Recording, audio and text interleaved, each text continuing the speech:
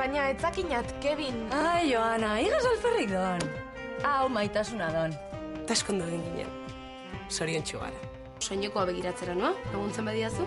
Batzegin efamara. Eskerrik asko. Zer esan nahi duzu, barruko norbait ezen dela? Azken aldian dana txartu ateratzen zaigu. Gogoratzen duzu, kamilariaren grabazioa. Lapur guztiek eskutatzen egiteko aurpegi. Baina tximistak badik arrazoi bat hemen lapurretan egiteko. Mendekua. Maite dudan gizonarekin eskonduta nago. Eta ez diet inori utziko hori zorratzen.